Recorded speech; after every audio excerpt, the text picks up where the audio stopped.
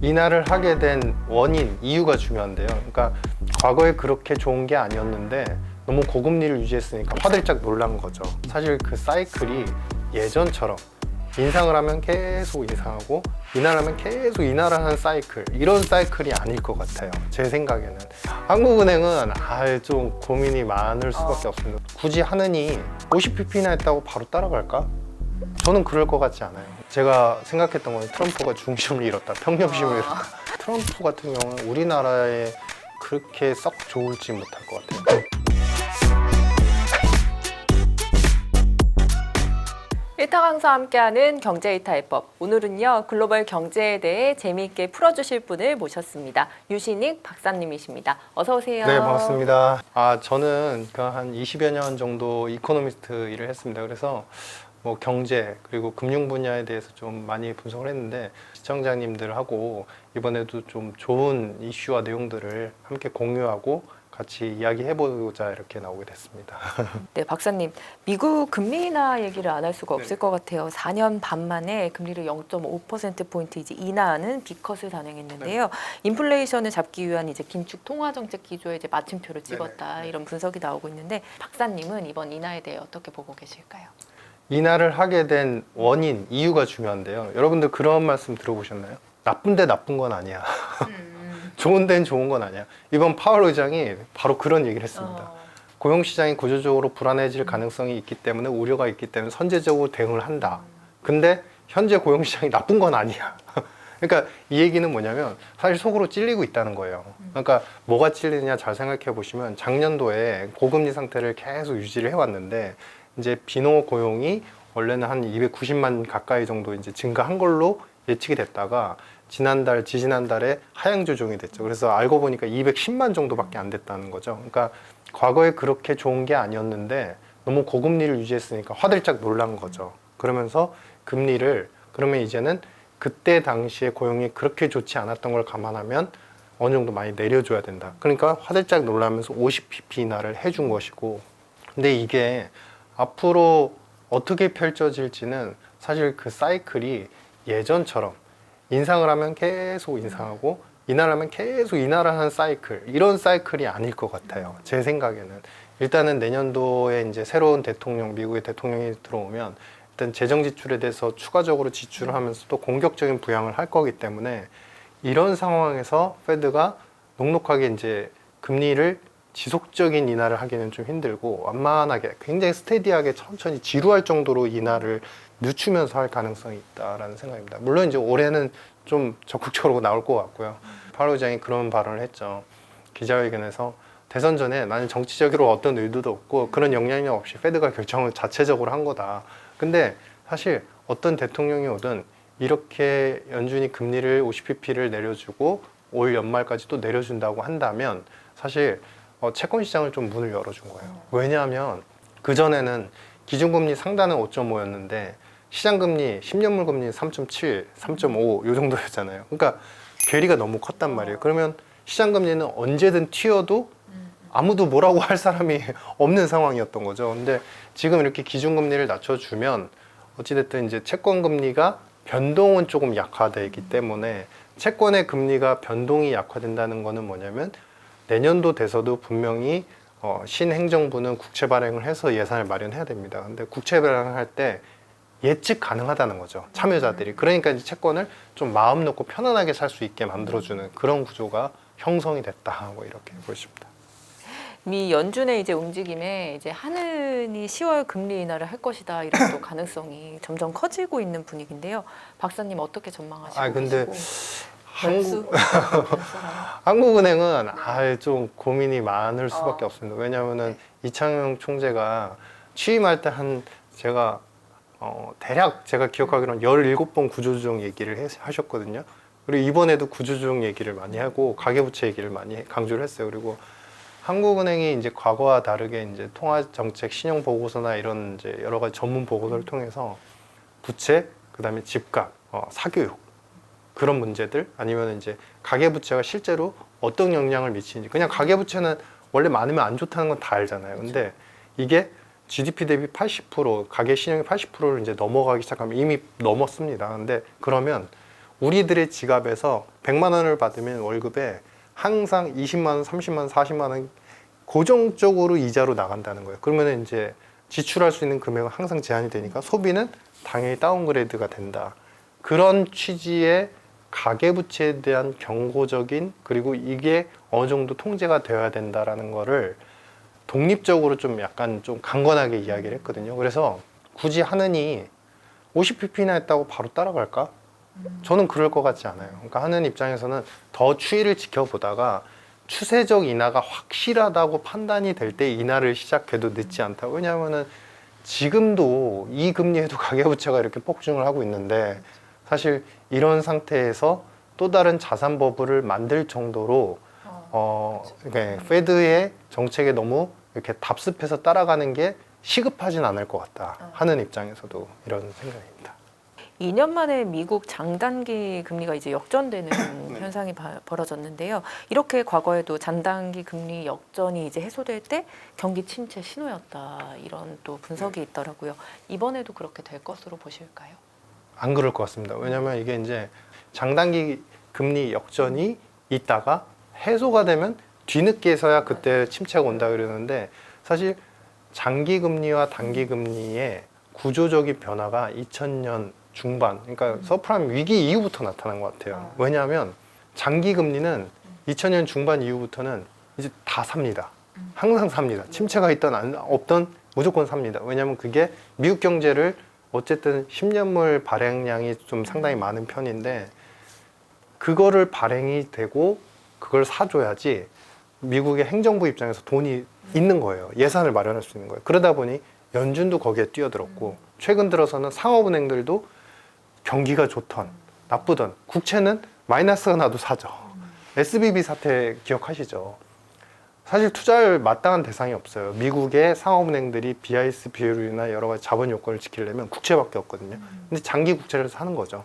그냥 갖고 있으면 어찌됐든 장기 국채에 대해서는 연준도 계속적으로 매입을 해주는 상황이고, 언젠가는 침체가 10년 있다가라도 한 번 오면 어쨌든 그동안엔 이자를 받다가 가격도 좋아질 수 있으니까. 즉 이 얘기는 뭐냐면 장기 국채에 대한 수요가 그전과 다르게 항상 고정적으로 탄탄해졌다. 그렇기 때문에 당연히 많이 사면 장기 국채 금리는 떨어져 있겠죠. 근데 단기 금리는 오히려 반등을 하거나 변동이 심하겠죠. 그러면 이 차이를 빼면 역전이죠. 그 역전을 두고서 침체의 사전적 시그널이다. 그게 해소됐으니 이제 침체는 곧 올 거다. 이런 해석이 이미 출발부터 좀 잘못된 것 같다. 뭐 이런 생각입니다. 얼마 전에 미국 대선 후보들의 첫 TV 토론이 있었는데요. 박사님은 이번 첫 TV 토론 어떻게 보셨는지 궁금하네요. 이번에 이제 2차 토론회 얼마 전에 열렸었죠. 근데 이제 제가 생각했던 건 트럼프가 중심을 잃었다. 평정심을 잃었다.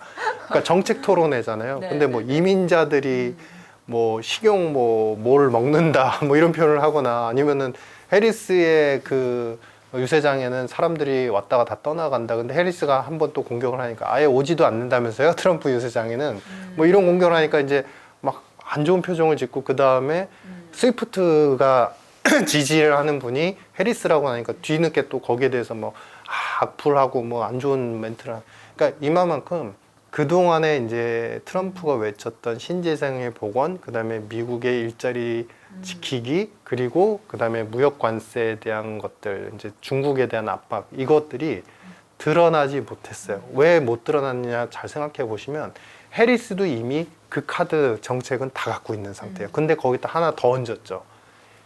다민족주의, 그 다음에 포용주의 정책, 이런 걸 하니까 여성들, 그 다음에 유색인종들, 다른 많은 이제 그 유권자들이 지지를 할 수밖에 없는 상황이 됐고, 그래서 본인은 이제 나는 바이든과 또 다른 정책을 할 것이다. 나는 바이든과 결이 다르다는 어떤 입장을 표명하니까, 그때부터인지 사실 트럼프가 조금 많이 우리 속된 표현으로 많이 이렇게 위축이 되더라고요. 위축이 되면서 약간 왜 정책 얘기 안 하고 비난만 하고 있지? 그러니까 그만큼 정책에 대해서 기대하는 바는 오히려 지금 해리스 쪽에 더 많아진 것 같아요. 왜냐하면 바이든의 정책을 이어가면서도 일자리도 지키면서, 그러면서도 포용주의를 하니까 사람들은 좋아할 수밖에 없죠. 근데 이분이 또 만만치 않은 분입니다. 그래서 실제로 만약에 대통령이 당선이 되면 정치 외교학적으로는 미국은 경제는 좋을지 모르지만 정치 외교적으로는 되게 무섭고 어려운 일들이 생길 것 같아요. 왜냐하면 이분은 철저한 인권주의이기 때문에 예를 들면 이스라엘을 미국은 지지를 하죠. 하지만 한때는 이스라엘의 폭격과 공격이 너무 많으니까 팔레스타인 국민을 걱정하기도 했거든요. 그만큼 그 가치관이나 철학, 외교 철학이 미국의 그 원래 전통적인 그 라인하고 약간 결이 달라지는 그런 부분도 나타날 수 있기 때문에 혼선과 혼란과 좀 약간의 그 부딪힘, 컨플릭트가 많아질 수 있는 분이다. 뭐 이렇게 이제 생각을 하고 있고, 저는 여전히 뭐 이거는 누가 좋고 누가 돼야 되고 이런 걸 떠나서 해리스가 좀 우세하지 않을까 이런 좀 조심스러운 생각을 하고 있습니다.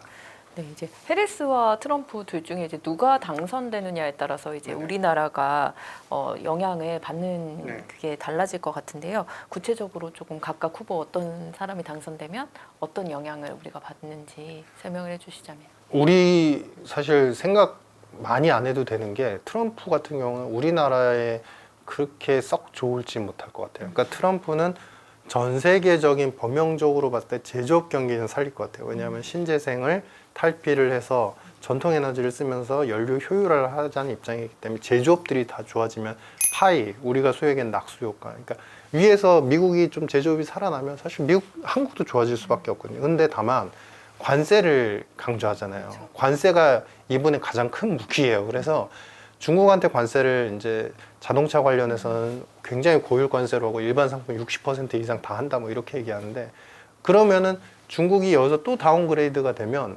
또다시 한국 같은 경우도 수출할 수 있는, 중국에 그나마 수출을 그동안에도 힘들게 했는데 그런 경우는 또 약화가 되고, 또 한편으로는 한국한테도 관세를 매길 거예요. 또 본격적으로. 그러면은 이런 부분이 우리 전체적인 제조업 경기가 훈풍이 불어도 우리한테는 조금 악영향을 미칠 수 있는 그런 가능성이 있고, 다만 금융적으로만 보면 이분은 이제 금융, 달러 약세 주장, 금리 인하 주장, 그 다음에 주가 살리기, 이거에 대해서 우리가 이제 항상 트럼프는 가슴은 차갑게 만들고 그 다음에 지갑은 따뜻하게 만들어준다 이런 표현을 하는데, 밤에 어쨌든 아주 막 이 사람이 무슨 얘기를 할까 불안해서 자지만 어쨌든 주가를 살리는 데는 되게 노력을 했던 경험이 있어요. 그래서 그런 측면에서 보면 금융시장은 그래도 그나마 좀 잘 버텨줄 것 같다라는 생각이고요.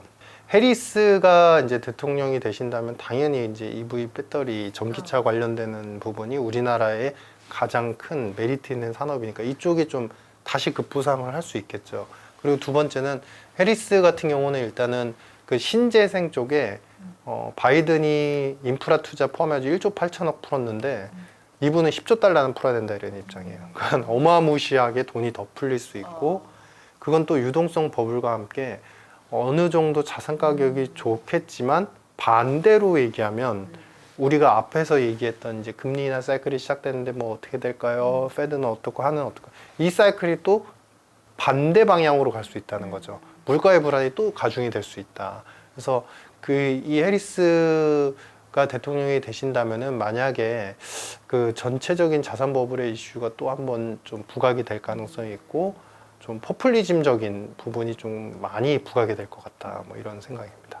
박사님 저서 다가올 5년 미래 경제를 말한다 해서 달러를 대체할 통화는 아직 없다. 네네. 이렇게 말씀해 주셨는데 네네. 그 이유에 대해서 네네. 한번 설명해 주신다면. 부제가 더 저는 마음에 듭니다.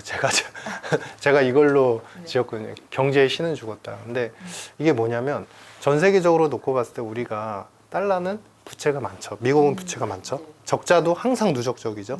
원래는 올해는 사실 바이든 정부가 딱 들어섰을 때 그때의 예상대로 하면 올해는 그 미국의 재정이 흑자가 났었어야 돼요. 그 계획대로 지금 세제 개혁과 여러 정책들을 시행했거든요. 근데 이걸 못 지키죠. 근데 그러면 미국 말고 다른 나라를 생각해 볼게요. 일본 어떨까요? 일본도 마찬가지입니다. 부채가 더 많아요. 안에서 물론 다 해소해 주고 있죠. BOJ하고 그 다음에 연기금 펀드들이 다 해소를 해주고 있죠. 다 국채를 사주니까. 유럽은 어떨까요? 재정 적자가 멈추질 않습니다. 계속 이제 지금의 재정 적자 수준은 예전에 그 남유럽 재정 위기, 그 다음에 그리스발 재정 위기 있었잖아요. 그때의 재정 적자 수준하고 거의 비슷해요. 달라진 건 별로 없어요. 그러니까 이 얘기는 뭐냐면 우리가 미국을 욕하지만 저는 미국 편을 들자고 하는 건 아니지만 미국이 하고 있는 적자와 그다음에 국가 부채를 통해서 돈을 마련하고 돈을 풀어서 경제를 살리고 이런 구조는 사실상 어느 나라나 지금 마찬가지예요. 왜냐하면 기본적으로 무역으로 선순환되면서 서로 싼 걸 사주고 비싼 거를 어느 정도 팔 수 있고 이런 구조는 이제 깨졌거든요. 다 저성장이에요. 그러면은 밖에서 돈을 못 벌면 안에서 살림살이 돈이 있어야 되잖아요. 그러다 보니까 이 적자에 의한 예산 그다음에 국채 발행의 패턴들은 반복이 되고 그런데 여기서 이제 그러면 본질적으로 적자기 때문에 달러가 무너져라고 표현하지만 저희가 그 생각을 해볼 거예요. 그러니까 다 상대 통화잖아요. 그러니까 예를 들면은 우리가 학교에 학생들이 다 있어요. 1, 2, 3, 4, 5, 6, 10등까지 쫙 있는데 1등이 성적이 떨어져요. 그래서 올림피아드 이제 수학 경시대회 이제 나가는데 그러면 1등이 떨어졌다고 1등을 내보내지 않고 3등을 내보낼 거냐? 그건 아니거든요. 결국에는 1등을 보낼 수밖에 없어요. 그러니까 이 얘기인즉슨 뭐냐면 모두 다 처한 구조적인 불안정성은 동일하기 때문에 달러 말고 유로화를 살까? 엔화를 살까? 다른 거 뭐 파운드를 살까? 호주 달러를 살까? 생각해 보면 그래도 미국 달러밖에 없다는 거죠. 이런 구조를 지키기 위해서 미국은 아직도 열심히 노력하죠. 적자를 보는 대신에 성장률을 높이기 위해서 엄청 노력을 하죠. 아마 다음 어떤 분이 될지 모르지만 대통령도 똑같이 할 겁니다. 더 공격적으로 할 겁니다. 근데 이 시점에서 아직 지표도 침체를 안 가리키는데 다음 이제 대통령이 올 상황에서 침체를 얘기한다. 이게 너무 어색하다는 거예요. 그 얘기를 다시 이제 금리하고 연결하면 그렇게 금리를 많이 못 내릴 것 같다. 올해는 이제 약간은 이제 이벤트성으로 좀 내리더라도 그런 생각입니다. 저서에서 미국은 AI 혁명 시 가장 큰 타격을 입는 나라가 될 것이다 이렇게 또 쓰셨는데 AI에 강한 기업이 사실 미국에 많은데도 네네. 이렇게 쓰신 이유가 있을까요? 그러니까 요즘에 AI 말도 많고 탈도 많은데 옥스퍼드 이코노믹스에서 그런 얘기를 하니까 AI가 실물 산업과 산업 실제 현장에서 적용할 때 미국은 굉장히 강력해지고 잠재 GDP가 2%인데 앞으로 10년 가까이 시간을 생각해 보면 이 2%가 점프업해서 4%까지 올라갈 수 있다. 그러니까 굉장히 강력한 무기를 갖고 있는데 그 엔비디아의 이제 대표 젠슨 황 이야기들 보면 이제 칩도 잘 팔리고 있고 그다음에 엔비디아 칩은 수요가 상당히 탄탄하다고 했지만 이 수요는 아직 ICT적 그러니까 우리가 소위 얘기하는 IT 기업들 위주로 수요가 있는 것 같아요. 근데 오히려 패러다임이 변화하려면 우리 쉽게 말하면 AI가 엔진을 만들기 시작하는 거죠. 자동차 엔진을. 그래서 가성비가 좋고 출력은 좋은데 기름은 덜 먹게 하는 엔지니어가 그것을 디자인하는 게 아니라 이제 AI가 스스로 그동안 경험상 이게 좋아 이렇게 뽑아내기 시작하는 거죠. 그리고 두 번째는 건물을 짓는데 스마트 건물을 AI가 설계를 하는 겁니다. 우리가 설계 구조학적인 전문가들이 있지만 그거를 AI가 스스로 하는 거예요. 그러면 이분들은 일자리를 상당히 많이 잃게 되겠죠. 그게 머지않은 시점에 저는 될 거라고 생각을 하거든요. 물론 시간은 뭐 1년 이상은 좀 걸리겠지만 근데 그게 되면 사실 이제 사람이 필요 없어지겠죠. 고용 연봉자들도 필요 없어지게 되죠. 그러면 항상 이제 과거 역사 트렌드를 보시면 미국의 그 생산성이 올라가는 구간에서는 미국의 고용이 항상 떨어졌어요. 근데 그러면 이게 다시 어떻게 살아났냐면 생산성이 좋아지니까 전체 경제 풀이 좋아지잖아요. 그러니까 쉽게 말하면은 AI로 생산성 혁명이 생겨서 경제가 업그레이드가 되면 그 전에는 어쨌든 사람이 많이 이제 노동시장에서 고용이 축소가 되지만 점프업을 한번 하면은 파이가 커지니까 고용이 또 살짝 늘어나요. 왜냐하면 AI로 이제 하다 보니까 AI 관련돼서 이런 거를 또 설계할 사람이 필요해. 부수적으로 필요한 사람들이 생기기 시작하죠. 그러면서 고용시장이 조금 안정화되고 다시 정상화되는 그런 구간으로 변모해 왔다. 앞으로도 그럴 것 같습니다. 미국 주식시장이 장기적으로 이제 좋을 수밖에 없다 이렇게 네네. 표현하셨는데 한국 주식시장과 비교했을 때 미국 주식시장의 장점 설명해 주신다면 제가 예전에도 이런 표현을 했었는데 한국은 소음인, 한의학적으로 보면 미국은 태음인. 막 운동을 해가지고 몸이 따뜻해지면 소음인은 그러다가 금방 다시 차가워지잖아요. 태음인은 뛰면 뛸수록 계속 에너지가 넘치잖아요. 그러니까 에너지가 넘치는 태음인, 미국은 왜 그럴까 생각해 보면 재정과 그다음에 그 우리 통화 정책이 자산 시장을 뒷받침하는데 항상 이렇게 버티고 있잖아요. 단순한 생각으로 보시면 우리 이제 가계복지 조사 결과를 보시면 우리의 가계 70%, 80%, 많게는 90%까지도 부동산에 다 네. 들어가 있잖아요. 근데 미국은 그렇지 않아요. 오히려 60%, 70%가 뮤추얼 펀드, 주식, 그다음에 뭐 우리가 소위 얘기하는 이제 에쿼티뿐만 아니라 채권 투자 뭐 이런 쪽에 많이 들어가 있거든요. 왜냐면은 그들의 자산은 사실 배당이라는 문화 자체가 너무나 거의 이제 안정화됐기 때문에 투자를 하면서 배당을 계속 얻는다는 거는 노후에 있어서 굉장히 중요한 요소고, 그렇기 때문에 뮤추얼 펀드 회사가 주식을 그런 이제 배당 위주의 기업들을 투자를 편입을 해가지고 이제 하나의 펀드를 만들면 많은 사람들이 다 투자를 하는 거예요. 노년에 이르기까지 계속 이제 투자를 하는 거죠. 그러니까 그만큼 주식 시장은 버팀목이고 미국의 어떤 이제 지탱하는 요소이기 때문에 정책적으로도 미국은 계속적으로 부양을 하고 주식시장 살리기에 들어가고, 기업들조차도 이제 스스로 우리는 이제서야 밸류업을 하지만 이미 밸류업을 스스로 시행해 왔고, 근데 한국 같은 경우는 제가 좀 안타까운 거는 밸류업은 우리 앞서서 얘기한 것처럼 적자가 많고 국가 부채가 많고 이런 저성장에서는 이런 상황에선 내수 살리기가 사실 밸류업밖에 뚜렷한 건 없어요. 금융학적으로라도 자산 시장을 좀 좋게 만들어서 그로 인한 소득이 소비에 쓰여질 수 있게. 왜냐하면은 지금 아시는 것처럼 전체 취업자의 한 25%가 이제 자영업자인데 이분들이 계속 폐업을 하잖아요. 그러면 소비할 수 있는 여력을 만들어야 되는데 그게 자산 시장, 뭐 부동산이야 사실 말 그대로 부동산이잖아요. 부동산 당장 사고 팔고 이런 것들이 아니니까. 근데 이런 이제 유동 자산 시장을 조금 부양하고 그것이 어느 정도 돈이 돌게 하는 매개체가 됐으면 하는데, 그런 정책에 있어서 좀 혼선이 많은 것 같고, 뭔가를 하려고 그러면은 항상 반대를 위한 반대가 너무 많아지는 것 같아요. 경제학적으로만 봤을 때. 싱가포르가 과거에 우리 2009년도만 하더라도 소득 수준이 이제 3만 불 중반 후반대를 기록했었거든요. 근데 지금 현재 시점에서 1인당 소득 수준이 8만 불이 됐어요. 우리나라는 2015, 16년도에 처음 3만 불을 뜯고 거기서 계속 횡보하고 있죠. 거기 싱가포르의 가장 큰 장점은 딱 하나를 꼽자면 전통성 있는 정책의 일관성이에요.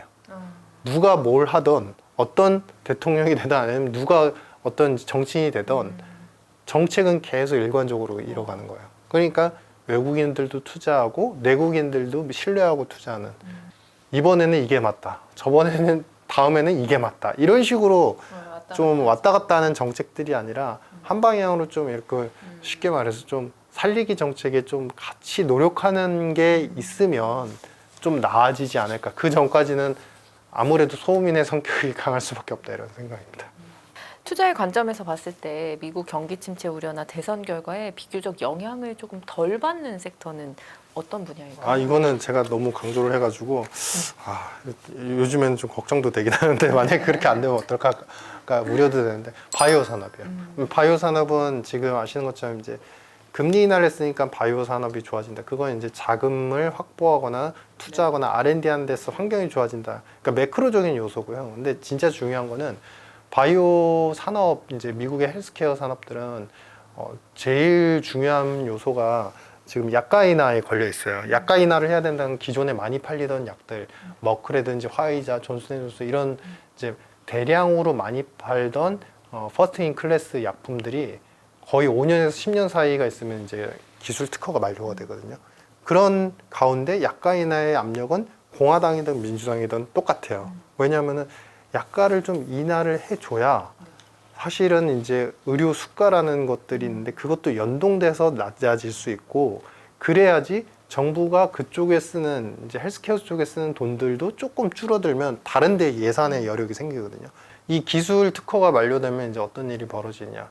이제 누군가가 이제 복제약을 만들어서 그 약을 이제 기술 특허가 만료됐으니까 이제는 특허가 A사한테만 있는 게 아니니까 나도 복제약 만들어서 팔게요, 이러잖아요. 그러면은 시장을 뺏기겠죠. 그러니까 이 이제 그 빅파마들이 다급해진 겁니다. 더 면밀하고 정교하게 치료 약물을 갖다가 투여하려는 그런 바이오 산업의 그 니즈들이 일어나고 있는 거죠. 커지고 있는 거죠. 그러니까 조금이라도 좋은 기술을 갖고 있고 도움이 된다고 하면은 이제는 기술 수입을 하고 이런 게 아니라 아예 회사를 사는 거예요. M&A가 활성화되고 계약도 굉장히 우수하게 해주는 거예요. 우호적으로. 그러한 트렌드가 일본을 타고 한국으로 타고 그래서 한국에 지금 거의 10년 이상 연구한 플랫폼, 바이오 플랫폼 회사들 몇 개 안 됩니다. 손에 5손가락에 꼽히는데 이런 회사들이 러브콜을 받고 있고 어찌 보면은 확대가 될 수 있는 그런 이제 기회가 있고요. 우리 비만 치료제 지금 핫하잖아요. 근데 남아있는 건 의학 쪽의 전문가분들하고 얘기해봐도 치매 파킨슨이에요. 고령화되면서 전 세계가 이제 힘들어한 부분이 이거잖아요. 근데 아직까지 약물은 개선보다는 본격적인 치료보다는 더 진행되는 걸 막는 정도인데 이게 결국에는 이 뇌를 들어가는 투과가 얼마나 잘 되는지 효율성이 있거든요. 근데 그런 거를 연구하는 회사들도 있습니다. 우리나라에. 그래서 그런 부분에서 분명히 새로운 파이의 시장을 석권하게 될 상황이 머지않은 시점에 올 것 같다. 이건 단순히 금리 인하했다고 뭐 주가가 그래서 뭐 반등하고 뭐 이런 차원이 아닌 것 같다. 산업 전체적으로 좀 굉장히 큰 트렌드가 생기는 것 같다. 이렇게 생각이 됩니다. 저는 이제 중국은 조금 안 좋다라는 얘기들을 많이 하셨는데 좀 객관화할 필요는 있습니다. 우리나라도 좀 따라갔으면 하는 부분이 부채를 조절하고 있잖아요. 인위적으로도 억지로라도 조절하고 있잖아요. 해리스는 좀 결이 다르다라고 하는데 이분은 더 무서울 수 있다 이랬잖아요. 인권 문제, 중국하고 콘플릭트가 심해지는 현상들은 더 가속화될 수 있다.